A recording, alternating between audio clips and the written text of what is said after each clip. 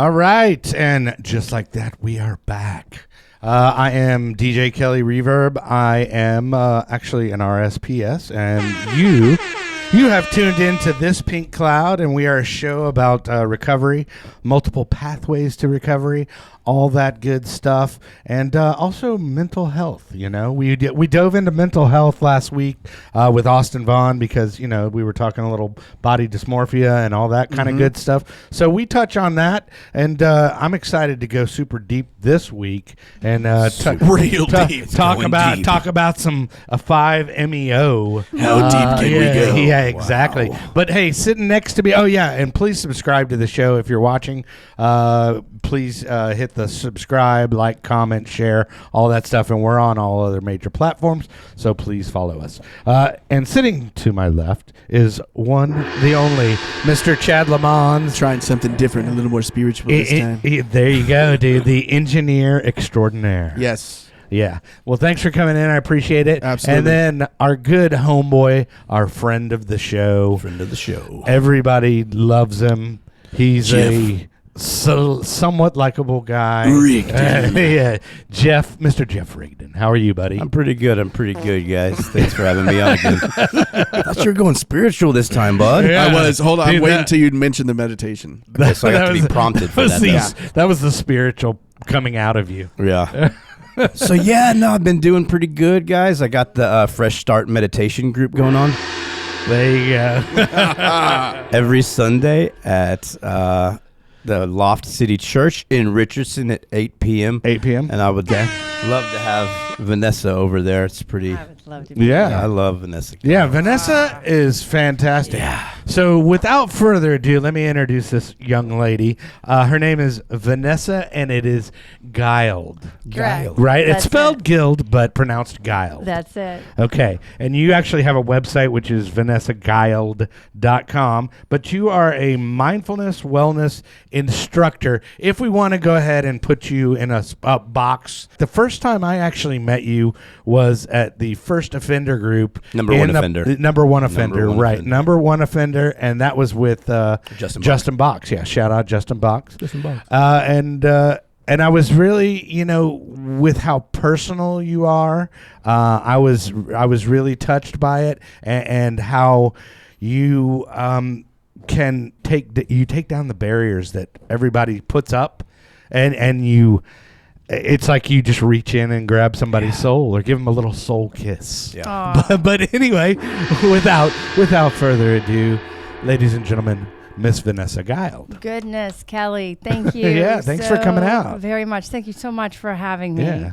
Chad, it's just a pleasure to meet you. Very awesome to meet you as well. Same. And Jeff, always good to see you, right? And yes, a definite shout out to Justin there. It was very, very cool. The number one offender meditation group. Right.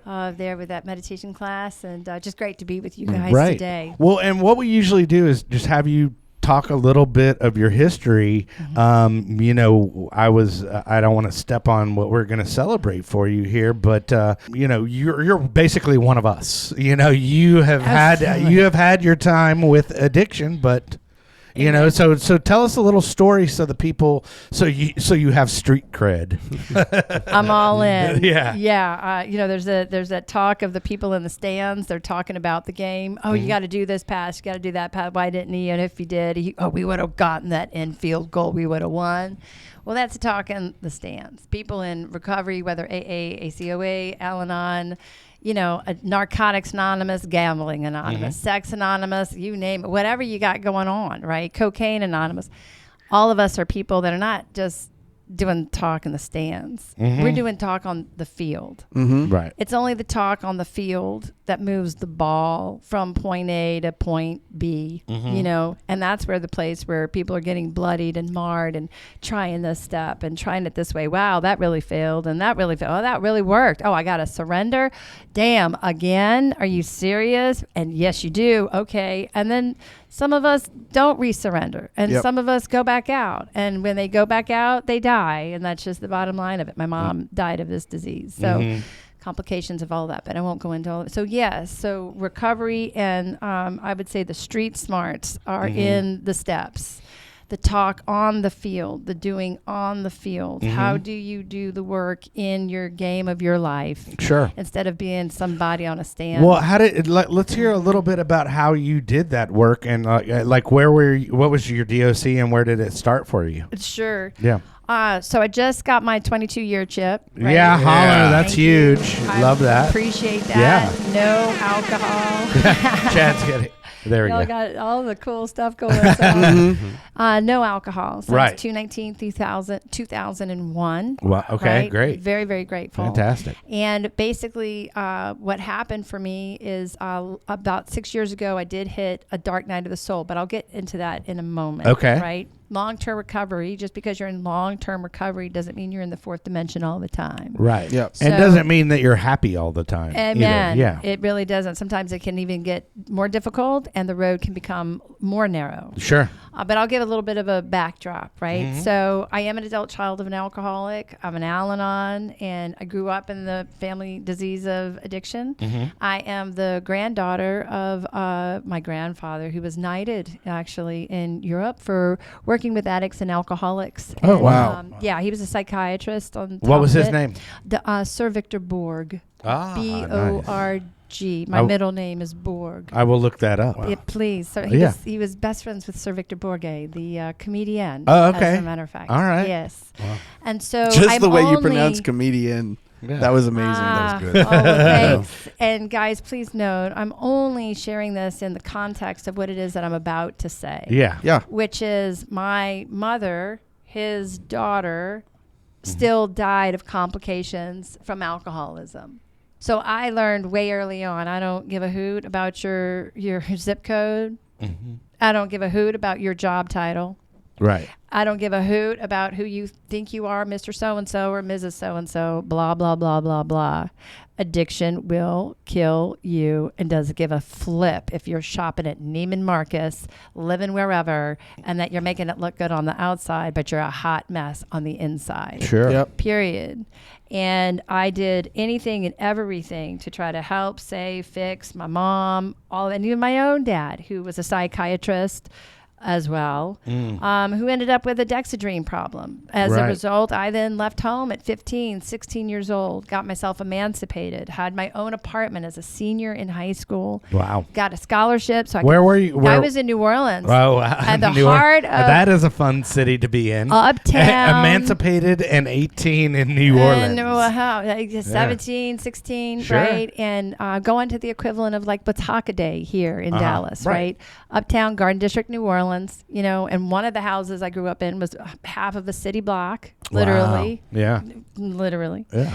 And none of that matters if people are unconscious, high, and loaded. Mm-hmm. Forgive them, Father, they know not what they do. People, they call it spirits for a reason. We just talked. That's funny.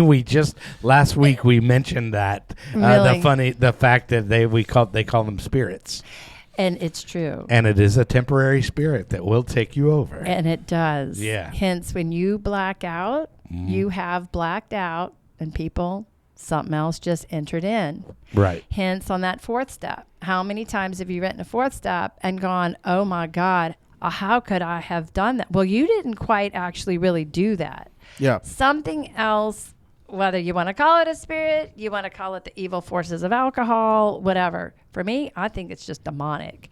Entered in and made you then become something different than you truly are, which is whole, complete, beautiful, enough. Nothing wrong with you. I don't care what color you are, how big you are, how small you are, whether you're purple, pink, or blue. Doesn't matter. We're all miracles of life. Yeah. Myself included. And in this fallen world, it really took a moment to learn all that. So alcohol for me was the great anesthetizer. It was great. And you are right, Kelly, coming from New Orleans. I mean, really, what a Right. great city. Lots of fun, music. Y'all know the drill. Right? Yeah, the to-go drinks everywhere. Oh my Yes. God. Yeah, we were like Go on. 3 people in the car, and we'd roll up to a daiquiri shop. Yeah. Order 3 drinks to go. There you go, dude. You know, it was like Right. that.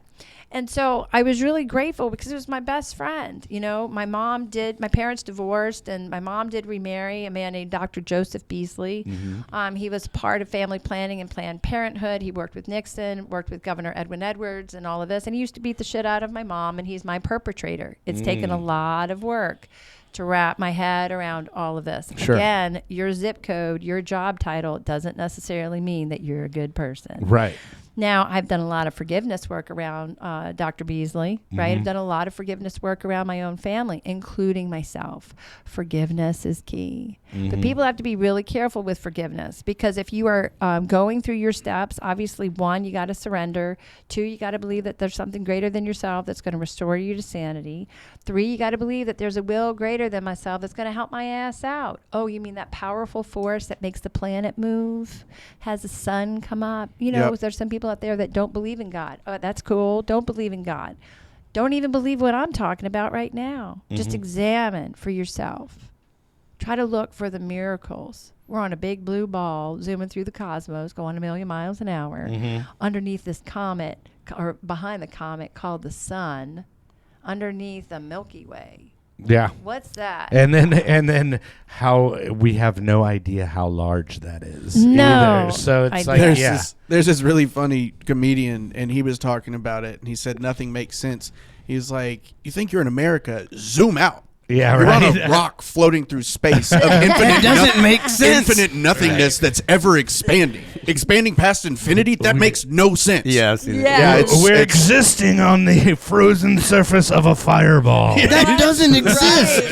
Right. I really, you know, when you take a moment, exactly, Chad, that's just so awesome to pull back. Yeah, zoom out. Zoom and out. just zoom out. And, okay, wait a minute. There might be a lot more going on here than just 5 o'clock traffic on 75. Right. Yeah. So then when we journey into that step 4 process, when I had finally surrendered, when I finally had that moment for me, I had actually had a year of recovery out in Los Angeles. I lived in a number of different cities. I lived in Paris and New York and Los Angeles, San Jose, Costa Rica. I've traveled in my life, right?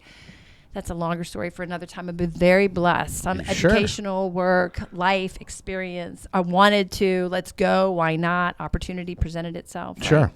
So I had a year of recovery out in Los Angeles, but I just kind of did step 1. And then I did step 12. Y'all, everybody needs to go in AA. It's so good.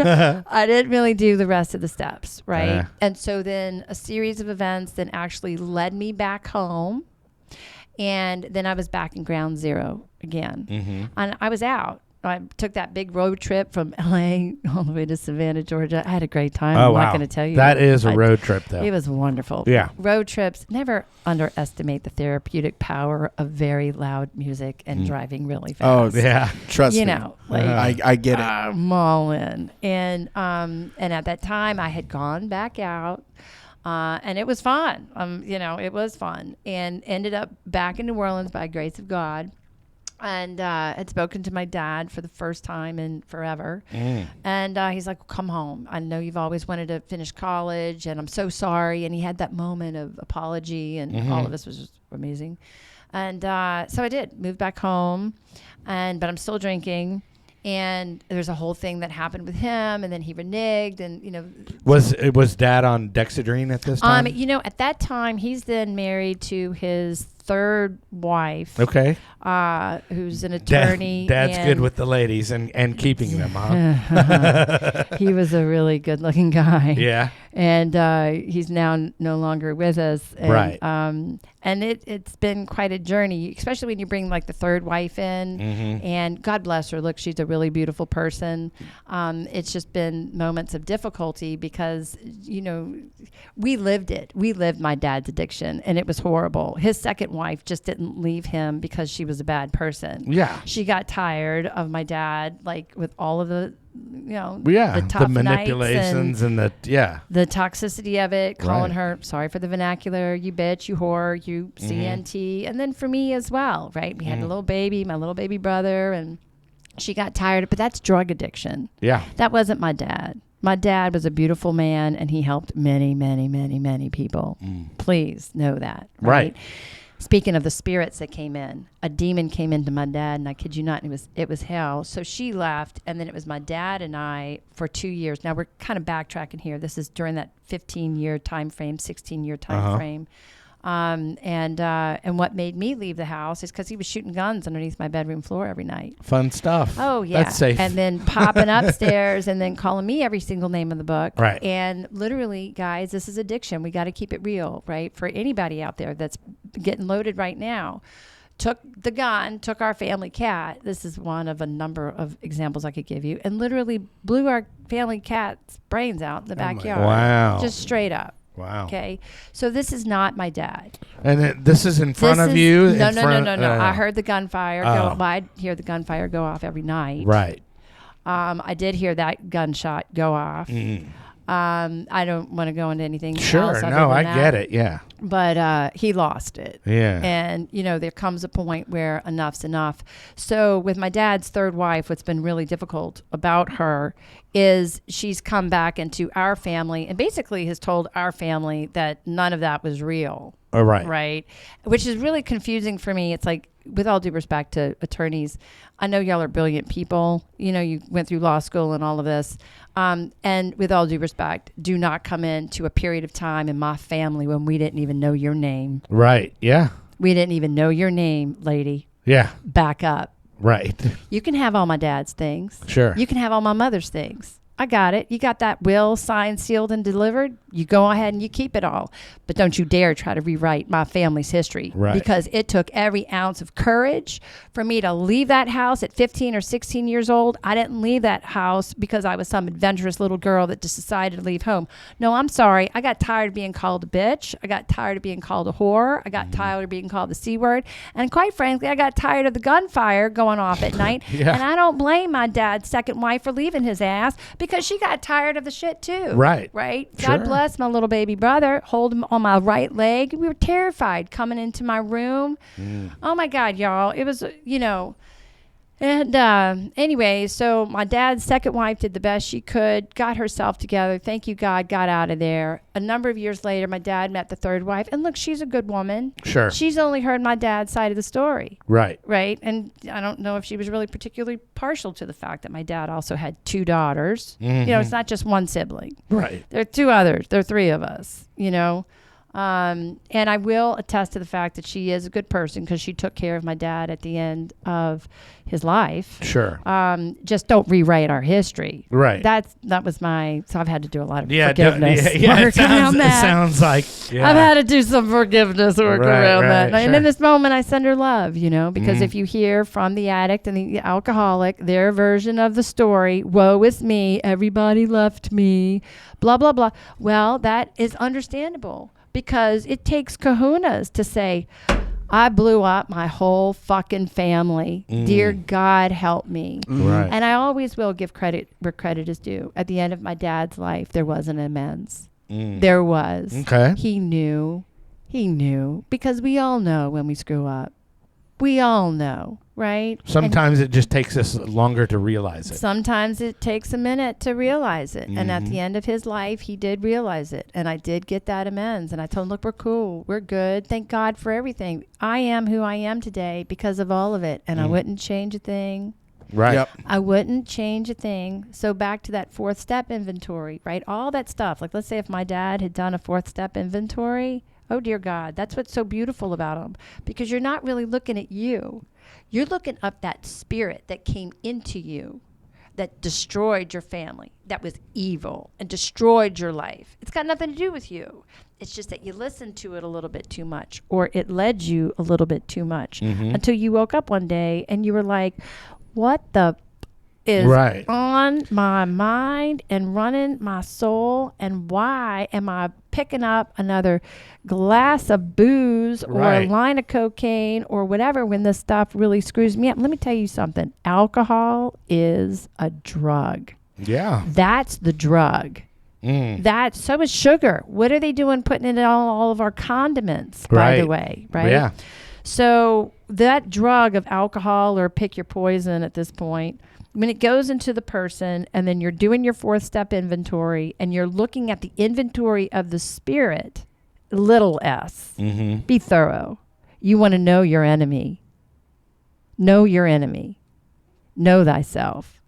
And get real with yourself. Even for those of us that are no longer drinking alcohol, I had to recently get really real with myself on my sugar intake, my caffeine intake. I agree with that as well, because being an alcoholic, you know, you kind of have that neural pathway carved in there with the sugar, and it is tough to kick too. Yeah, for sure. You're totally right, Kelly. Like sugar hits the brain the same way that cocaine does. So what are they doing, adding it all into our condiments? Yeah. People, wonderful, beautiful moms out there that are giving ketchup to your kids, be mindful. Look on the back. You just gave them, this isn't an exact quote on the number, guys, just so you know, but you've just given them like a teaspoon of sugar. You might as well just hand them a little sugar packet. And a little thing, right? Right? And that's in ketchup, that's in your salad dressings, that's also in your mayonnaise, in your, where they say orange juice. You know, it's orange juice when you squeezed it from an orange. Oh, well, trust me, yeah, I would do that. I would couple that with my vodka, of course. And then I was like, well, and then, of course, I got diabetes from that. Oh, right. Yeah. And then I was like, oh, well, I'll just cut it down to straight vodka. And then that plan didn't work out that well either, because the sugar, is still prevalent in alcohol. Yes. But it was so funny how that first 15 days of being in rehab, how I was able to wean off of insulin. It's really mind blowing that I was going that hard to poison myself. Basically, essentially. I get it. And Kelly, if I may, your diabetes, do you still have, are you clear? It is in remission, and it's basically the endocrinologist, I went there, I guess about 6 months after rehab, and she basically said, check your blood sugar every once in a while and don't come see me again. That's amazing. Yeah. My dad ended up with diabetes. It's one of the things that got it runs in the my family. Mm-hmm. But the thing is I was doing everything to bring diabetic onset on myself. I got it. Yeah. Yeah, the sugar. So what are we doing with 10-year-old little boys and girls with they're pre-diabetic? Yeah. Houston, we have a problem. Right. I don't know about you, but I don't think that 10-year-olds are supposed to be becoming pre-diabetic. We should look at the sugar. So, we take the alcohol out, but look at the sugar. And the industry has done such a great job that, God forbid, you go into AA, the shame, the guilt, the blame. I just had a thing not that long ago with someone that was talking about AA and the shame around AA. And this individual is doing some other side sober thing, and I'm all about it. You want to go do your side sober thing, you have at it, right? Like that's all cool. So I did a little investigation on this side sober thing. Oh, it's very interesting. The whole thing basically follows like 12-step principles, and it's all out. They all do. They all do, right? Yeah. And they just code it differently. Yeah, or change some words. It's semantics. It's every single other outside recovery thing is like anything that works. It's just semantically different, but it is like finding something better than yourself, being self-aware. Yeah, and helping other people at its root. CBT, cognitive behavioral therapy, is basically the 12 steps taking God out. Yeah. Exactly. So, exactly. And I'm all about it. God bless. I'd much rather somebody do a kind of sober program, and let me take kind of out. Do a program that's helping them to stop drinking than someone to be drinking. Oh, absolutely. Right. We're all on that same page, right? Yeah. And the difference is this little shame game around Alcoholics Anonymous. You're in AA. Oh my God. You're sitting around a bunch of other people that are fucking sick. Somebody's going to pop off and say something you don't like. Okay. Like what? And it's like, you better damn well believe I'm in AA. Yeah, I'm a little ahead of the curve, right? Because they're living a life without alcohol. And let me tell you what alcohol is. it's a drug. Yep. Sugar is a drug. And if I need to go into some room called Alcoholics Anonymous to stop that, I'm going to be ahead of the bell curve and I'm going to feel better and marriages get back together and people aren't arguing. That's exactly what I would say. Do it. I would say, yeah, like, okay, so basically I got cancer, so I went to the oncologist, so it's just like, yeah, I had alcoholism. I went to the doctor, That's and I it. went to rehab. So, Right. and there's no shame in having cancer or having the disease of alcoholism. I that's why I kind of did this show, because it's no big deal, man. I consider myself a successful person. And it happened, like you said, it can happen to anybody. Doesn't matter your zip code or your status or your job. I mean, your dad was successful. Yeah. So Yeah. it does not discriminate. It does not discriminate. My dad was successful. My stepfather was. He wrote the Kellogg Report for Kellogg cereals, guys. Yeah. Right. Like, very successful. My mother spoke 5 languages. Went to finishing school in Monte Carlo. Right. Like, it doesn't matter. How many times did I pick her up off of her urine on the floor? Right. God bless my sister. She was out in California. She missed 10 years of all of that. But California. yeah, California. California. Pronunciate every letter. Hey, real quick, let me throw it to our sponsors. That would be we have Lone Star Injury Attorneys, and that is actually if you go to thispinklawyer.com. That will take you to their website, and that is Max the Axe.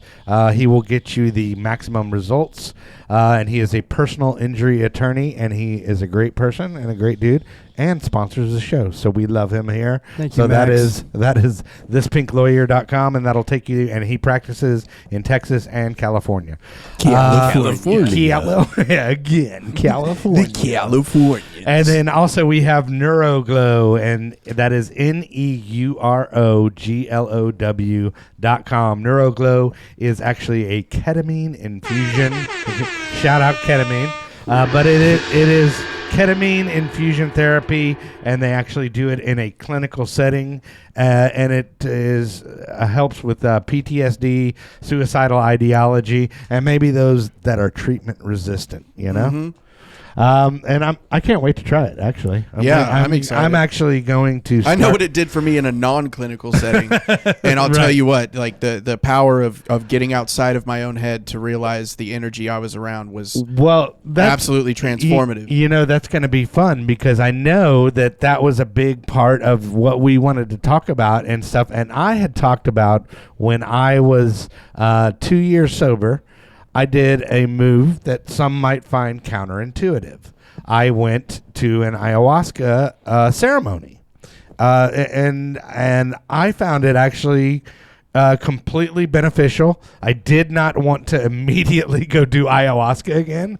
Trust me, and I don't condone it for everybody. I don't think it's for everybody, but I know that there is a piece of recovery and just your general wellness that you have, done some extensive research on, and are a member of a community that makes this almost a part of your lifestyle. Here we go. That's an excellent. Strap in. Right. This is an excellent dovetail into that. Yes, and yes. And for me, in my recovery process, and so let me be really clear on just some distinctions, right? Sure. That there is a community down in the Sonora Desert in Mexico, that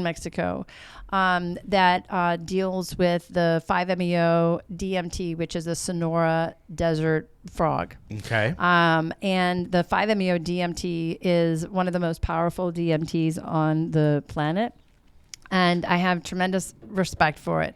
I've trained in that medicine for about And just 3 for years. those that don't know, DMT is a hallucinogen. The spirit correct? molecule. Or the spirit Yeah. molecule. And for educational purposes as well, an Yeah. entheogen.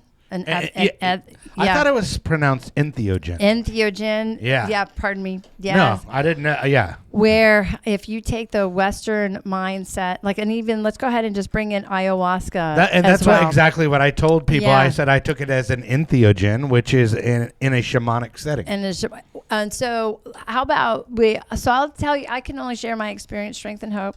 Mm-hmm. And why, and forgive me for just looking down at my phone because I want to be mindful of the time here. So I'm just kind of gauging the time. So basically what happened for me was this.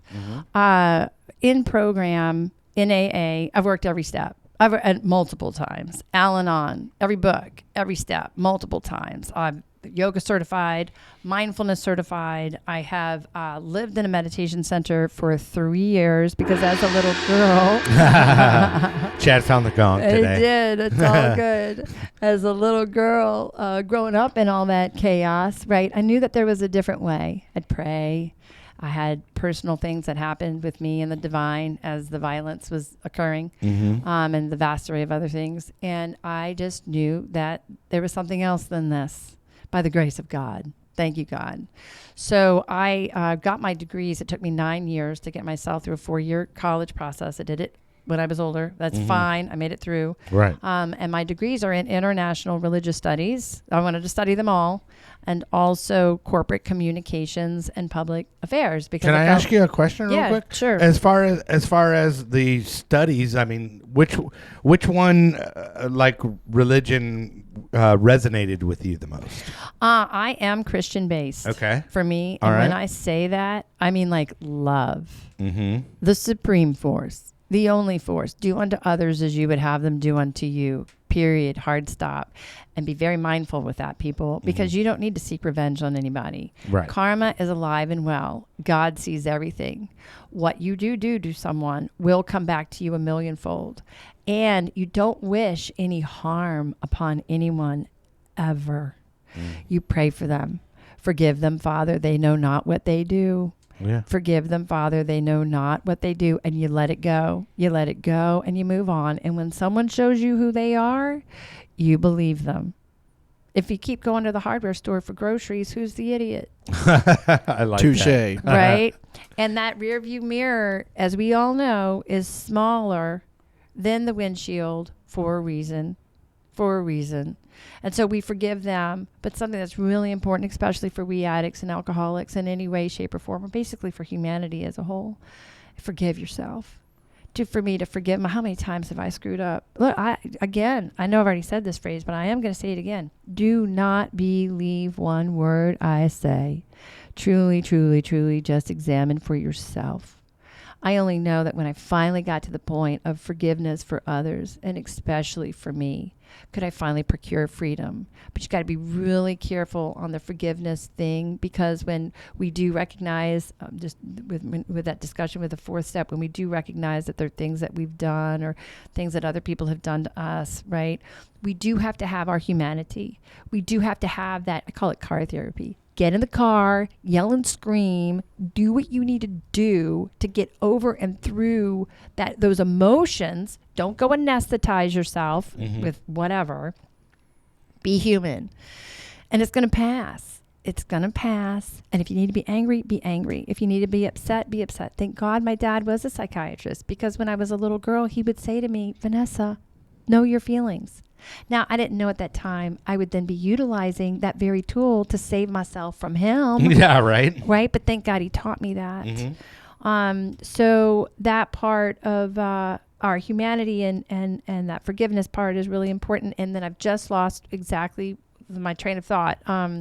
Where would we we were heading towards how the 5-MeO, DMT, and DMT and all that fits Yeah. into My your recovery. wellness Yeah. and recovery. Yeah. Okay. So thank you, Kelly. Yeah, no Thank problem. you. Jed, Jeff, y'all are just so awesome. Yeah, because this is a little different, right? And back to the entheogen, or now I'm confused if I'm saying it wrong or right. I've heard it as entheogen. Entheogen. Yes. And so what happened for me was this. I really did notice that, okay, why is all this sugar going into all of our food? Why is all this sugar happening? The sugar intake and, and I was yoga certified and mindfulness certified, living in the meditation center 3 years, doing all these studies, getting myself through college, got all that done. And this is all in the umbrella of recovery, right? So I'm sober throughout all of this time. Right. I ended up working with a man named Azim Kamisa, who has been honored by the Dalai Lama, Thich Nhat Hanh, has spoken for the United Nations. We were in Australia at a maximum security prison, literally because he would do his forgiveness meditation workshops there, and I had the privilege to help assist and be a part of it. It was amazing. Right. So training. Real training. Yeah, so you've definitely have some skin in the game, so to speak. I got some skin in the game and stay the heck away from alcohol, no matter what. And about 6.5 years ago, I had a dark night of the soul in my recovery that I could not shake. Okay. There wasn't another self-help book for me to read. There wasn't another self-help YouTube video for me to watch. There wasn't another therapist to see or a step to work on or a meeting to go to because I was doing it. There wasn't another cucumber pretzel yoga pose praying to Jesus and everybody else on the planet, to help me get through this dark night of the soul, the tears, the crying. I was doing that car therapy, what the blank and trying to get myself through it all. And to trace back really quick, when you were asking what religion base am I from, when I say Christian and I say love is fierce. People will walk across the planet for love, for someone that they love. So I'm not talking hunky-dory kind of like Jesus was a badass. He loved his killers while they were killing him. He only held a frequency of love. That's it. Whether you're Buddhist, whether you're Muslim, whether you're Jewish. And by the way, folks, Jesus was a Jew. So let's have some respect. My grandfather, the Sir Victor Borg, fought in World War II, killed a Nazi general. This is a long story. I won't go into that right now. But honor, integrity, do right. There's only right and wrong. There is no gray. And we all know right from wrong. Right. We all know right from wrong. You just did a Yoda. Did I? Well, there. What is it? Wrong. No. What is it? No. Do or do not. There is no try or try. That's it. And it's true, right? So I was doing. Right. I was praying. I was doing. I was heartbroken. My family, as you all know, was still very affected by all the after effects with the disease of addiction. My mom had died, dad had died, or I think he was pardon me. My dad was still around at that time. And I just I couldn't shake it. Right. And so I had remembered a professor at SMU, and I had heard of the ayahuasca, and I did 6 months worth of research. And for me, SSRIs and prescription drugs were not an option. Right. Because I saw this in my family, and I'm not a doctor. I'm not advocating anybody. Right. Or not giving any advice whatsoever. I'm just sharing my own experience. Yep. That I did not want to become a customer for life. Yeah. No, thank you. Thank you. And I'm with for you. those that want to do any of that, I have tremendous respect for whatever you want to do. For me, that wasn't going to happen. And as a result of one of my degrees being in international religious studies, learning about the natives, let me tell you something. These people weren't stupid. They knew the dynamics of the stars, the navigation of the planets. They knew how to read the water. One of their codes is once the water goes, we all go. Hold this world sacred. You want to connect? You don't believe in God? Get your butt out in the nature. Get out on your bare feet in the middle of the forest, or take a road trip in the middle of Taos, New Taos and Santa Fe, and get out there in the water. When you're camping, if you don't feel the divine, when you're camping in the middle of nowhere, right? Okay. They call it God's country for a reason. Yeah, Hashtag Santa Fe. Hashtag Santa Fe. Hashtag turquoise. Hashtag turquoise. All the other beautiful places in the world. I mean, God, really, guys, let alone Stevie Ray Vaughan, The Sky is a Crying, his version of Little Wing. Oh, my take God, you to God in a second.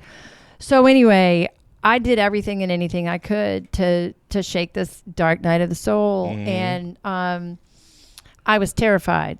At that point, I had 16 years of recovery, worked every step, every program, you name it. I know that big book better than any PhD. You want me on your team. Right. I know this disease better than any PhD graduate from Harvard. Sure. Because I've lived it. Like you all in this room, Jeff, Chad, Kelly, all of us, we've lived it. I'd much rather talk to somebody who's lived it than just you got your little credentials out of your, degree. Yep, Y'all are with me. So after a long contemplation and after multiple conversations with this particular and much person, consideration, it's tremendous consideration. Yeah, I did the same thing. Right. Yeah. I finally, because AA wasn't going to come save my ass. Al-Anon wasn't going to come save my ass. I was dealing with some depression from my mother passing, and Got it. I was I wasn't looking to escape, but I was looking to deal with, which is what my experience was with the plant medicine. Amen. Medicine. You just said it. Alcohol is the drug. The plant medicine is the medicine for me. Sure. And I decided to go in. I am a doctor's kid. So let me thoroughly examine what this looks like. What does Make it an mean? informed decision. Informed decision. Prayed.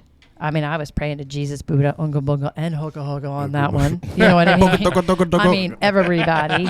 Please help me with discernment, let alone the pressure from the sobriety community. Oh my God, if you do that, you're not sober. If you do that, you're out. If you do that, I'm sponsoring people. I know the big book, all of this, but the depression would not leave. Yep. And I was caught because the negative thoughts and the angst, I'm not a quitter either.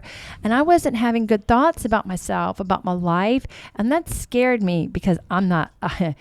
You get back up, Vanessa. Remember that moment in the movie The Matrix when Trinity's running from the bad guys? It's the first movie. And she's running. She jumps through the window and she hauls all the way down the stairs and she has to turn around and she goes, cha-ching. She puts both guns back up and she knows that the bad guys are coming through the window, but she's got to get up. And she starts saying, get up, Trinity. Get up. There's this moment, right? I'm her. I will get up. And I couldn't get up. And it scared me. And so I literally said, God, if this doesn't help me, because I'm not going to do the antidepressants, I don't know what I'm going to do, but I'm going to give this a shot. Because if these natives who've been doing this for hundreds of thousands of years have procured prodigious results that have healed their community, that help them know when you roam with the buffalo, when you don't, when you go to war, when you hold still, you got a natives around in a circle. You know what they believe? They believe that the first man to talk is the most ignorant. Be still and know. Hear your gut. I like how after she said that, nobody was like, yeah, for right? sure. Right? I'm not. I guess I'm the most ignorant. I'm not going to because I pointed it out. It's okay. Me too. We all have to learn. We all have a retraining. And again, I know I've already said it. I'm going to say it again. Don't believe a word I say. Just examine for your own self. Period. I wish I had a piano in the background of that. Right, yeah. And so that night, I went to this person. And I was like, that's it. I'm doing it. I'm all in. I'm all in because I needed some help because I had already done everything humanly possible. Therapy, yoga, meditation, the steps, long-term recovery, going to meeting makers make it. I believe in that. Yeah. And the people that work the steps make it. Going to meetings is not the program. It's the community. It's very helpful, but the program of recovery are the 12 steps. I think the meetings are a way to get people comfortable with doing those steps. Well by said. showing them tangibility. Yes. In the fact that you can, because it seems insurmountable in the beginning. You're like, oh no, it's simple, but it's not easy, right? That's it. And I agree with you on that. They are there to help assist. That's why the first word in the first step is we. There's no way I'd be here today without the we of the community. No way, right? And the program is being on the field. Yep. doing the step, the written work to know thyself, Socratic and its wisdom, Jungian psychology, to know thyself, so I can see what I'm doing, because I can't do better until I know better. Right. So that night, I went in, got my little cup. This is ayahuasca I'm talking about, people. Yes, ayahuasca.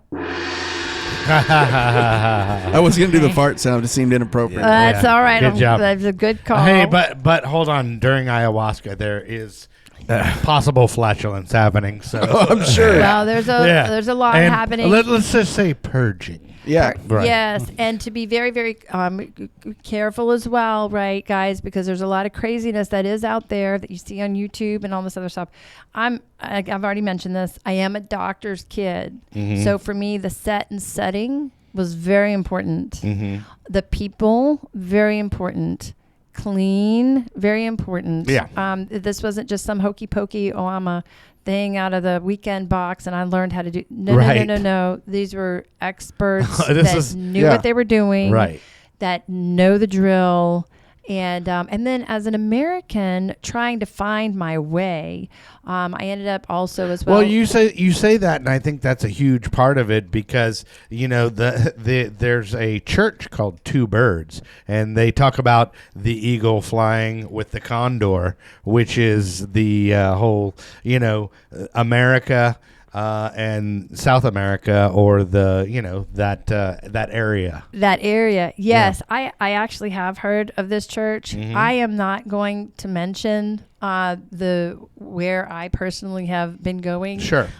Because they're incredibly understated. Right. And I am just not.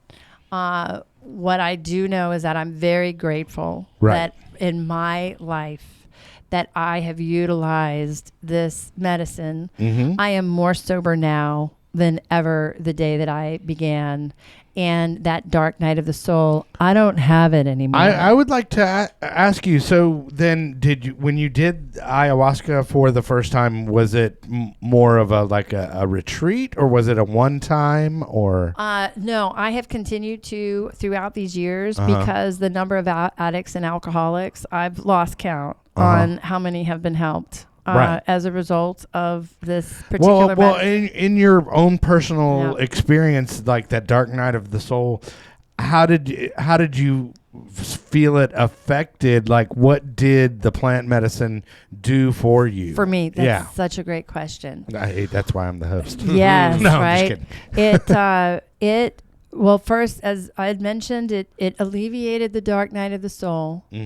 It pulled back my perspective so that I could see the inner message. I could see, and yes, people, like sometimes, individuals will detox. It's a healing. It's a detox, right? Things might come up north. For others, it goes south. When I have had a healing, if you will, or a detox, for me, it usually comes up north. And it's like the Navy SEALs. You're going in, the medicine found something that's not supposed to be there, and it's going to go into the toilet. Right? Bring it on. Or the bucket. Right? Right. Or the bucket. Yeah. And that's why I'm there. Detoxify my pineal gland, detoxify my body. In the book, The Power of Now, how Eckhart Tolle will speak about the emotional pain bodies from the past. So even though you may have resolved something in your life, it may still be in the body. So some of you, when you go get massages like Rolfing or what have you, Rolfing can be painful in and of itself, but let's just say you get a general massage. Sometimes people find themselves crying for no reason. Right, and they're just getting a massage. Well, you're releasing an old emotional pain body that's been stuck in the body. Dis-ease. You got a cramp in your neck. There's now all these associations between anger and cancer. Anger is a frequency. It's an emotion, right? So if you have a lot of anger locked up in your body, you got tense shoulders, you're gritting your teeth, you have problems with jaw, right, like this. So the mind, body, spirit is alive and well. And just like a woman's body, now mind you, she's doing the tremendous work of carrying the baby for those 9 months. That's no small feat. She is not, however, developing the heart, the lungs, the blood.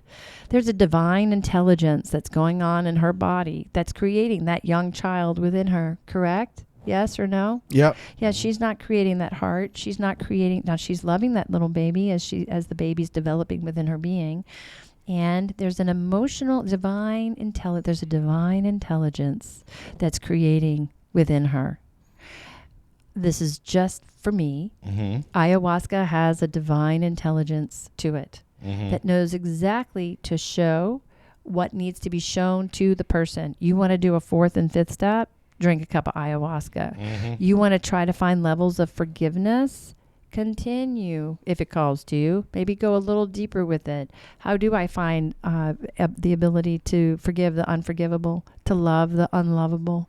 Perhaps these plant medicines are here to guide us in order to open us. Even our Bill W. in the big book, it talks about belladonna, which is a DMT. I will always bring that up. You go, hey, the grandfather of AA, was a fan of psychedelics and wanted to actually bring it into the program. He sure did. Yeah. And now with belladonna, you have to be very careful. I've never done belladonna. If you overdo belladonna, you can actually die from belladonna. Please know that ayahuasca is non-addictive. It's non-addictive. And definitely just do your research. And if one is to do such a thing, that your set and setting is appropriate, that you're with people that are truly experts. And you're not doing it some shady spot off the interstate. Yeah. Because you're not doing that shit on Northwest Highway. That's right, yeah. At the Motel 6. For real, right? Yeah. Super 11. And I am immensely grateful. I wish to God my dad could have had it. I wish to God my mother could have had it. Right. It would have altered the course of their life. Sure. And I have seen miracles happen in people's lives. Right. There is no ADD, ADHD. Yeah. There is no anxiety. There is no and depression. I think, but and I'll leave it with this. I think that it can get a bad rap because of the fact that it's a hallucinogen. But, people have done that and stigmatized it to where hallucinogens are a bad thing. And they're not necessarily a bad thing, dude, because they're not addictive like sugar is to me, and if it's a good fit for you and you're an adventurous person and an adventurous soul, then I say, whatever fits for you. Exactly. So. And on just a re-educational process as well, a hallucinogen, quote unquote, in a Western setting is like a drug. You're high, you're this, you're that. Right. We're not talking about that, folks. Yeah. We're talking about utilizing a plant medicine that when done appropriately really is by the grace of God. We are nature, talking about decalcifying the pineal gland. And I shan't even, I said that earlier, but let me retract that statement and just say I find it interesting that within my own brain, I have DMT. Yeah. The body produces it. The body produces DMT. So what? Am I then hallucinating all day long? Yeah. I have DMT in my brain. Right. So if I then drink a tea that also has DMT in it, so is that plant as bad as my brain? Are we both not right? Are we dreaming? Or maybe, when you go to eat broccoli, broccoli has the vitamins, has the minerals, because ayahuasca is the maridi and the chacrona. It's just the vine and a leaf and water. That's it. From Mother Nature herself. Right. A vine and a leaf and water. Oh, and what do you know? DMT and DMT good for each other? Yeah. Oh, really? Really? I think I'm just going to do the whole world a favor. So, in closing, because I think we're just about almost out of time. But I want to. It's definitely something to right. And I always say this: it's not a fit for everybody, and I'm saying do your research like you did. Yeah. And for me personally, it was beneficial, and it sounds like it was beneficial for you as well. Absolutely, bar none. I even met a young boy who'd come back from Afghanistan and had post-traumatic stress disorder so bad he couldn't even see straight. Right. He had drunk the tea twice. He didn't have it anymore. Wow. Houston, we have a problem. Right. I mean, if something's that, and screw science and doctors and all that said respectfully. Right. I come from a family of all of that, right? Right. I'm not talking about any of that.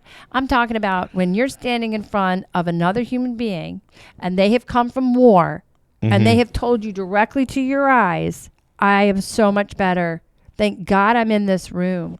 And I'm looking at them too, and I'm saying, you know what? I'm all in. I hear you. By the grace of God, thank God. Then why not? Right. Why not? And there are, just to do on a dovetail note, right? So I finished that 15-day water-only fast. 15-day water-only fast. Sure. Right? Water. Oh, this is another thing. We're 78% water. Right. So water is actually a food, if you will, for the body. Your body really loves water.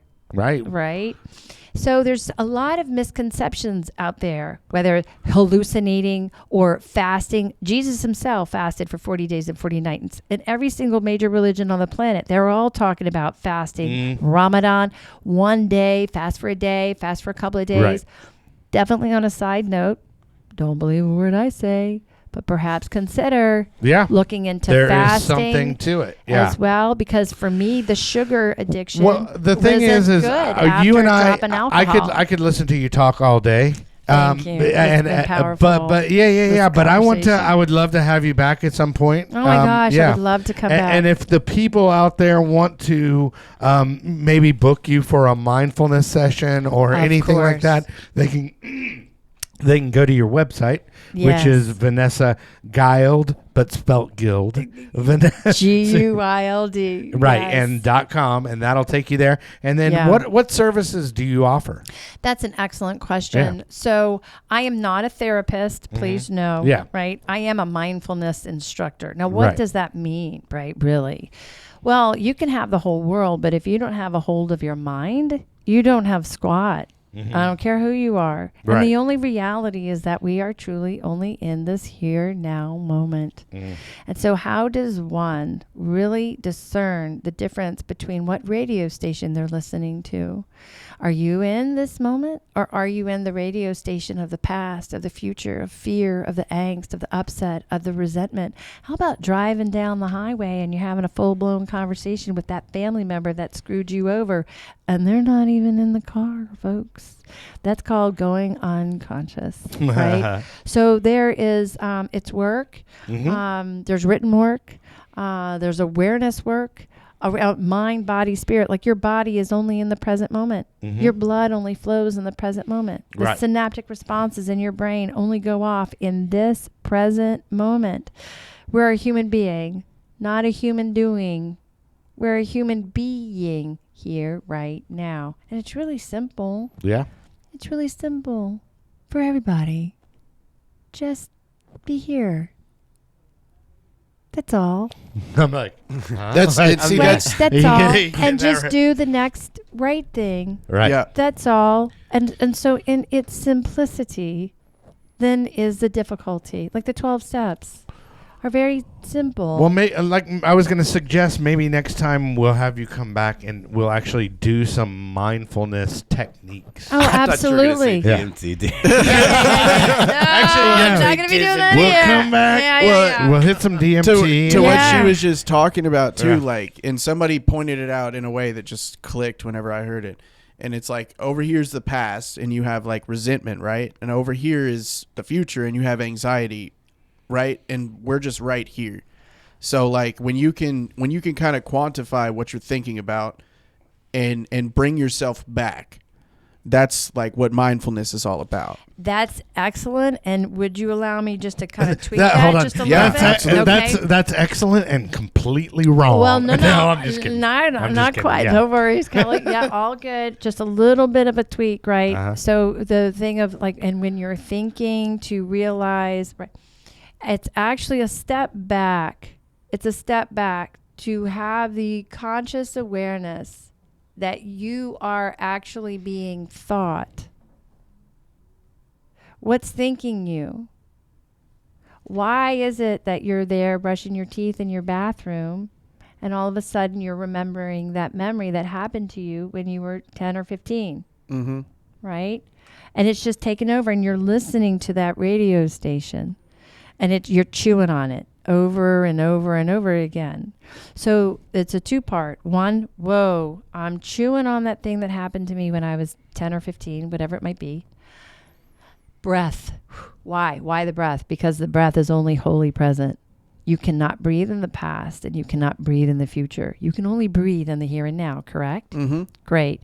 So right there, you take a deep breath. Once you have the awareness that you've been being thought, you take a deep breath, boom, and you get aware in your body, top of the head, neck, shoulder, all the way down to the bottom of the feet. There's a lot more to it than this, but I'm just giving you the bullet points. We'll have you back. We'll have you back. But we're about at that magic hour. So it's been fun. It's been fun. So to be continued. Yeah, for sure. Talk to you after. And I want to say thanks for coming out. Absolutely. And we love to have you on the show. It's a great You're show. always a breath of fresh air. Oh, thank you. Jeff needs his afternoon nap, but thank you for coming out, Jeff. Thanks, man, for having me. I'm about to drive to New Mexico, dude. So there you go. Hashtag Santa Fe. Awesome, Stevie Ray Vaughan. Thinking about that. Yeah. Hey, can you pick me up like some turquoise jewelry while you're there? I'll get you some turquoise and I'll get you some DMT. Thank you. I appreciate it. Yes, thank you. And Chadwick, as always, thanks for engineering and being a part of the team. But anyway, we'll definitely have you back. And remember, kids, there is no magic pill for sobriety, because if there was, we would all take too many.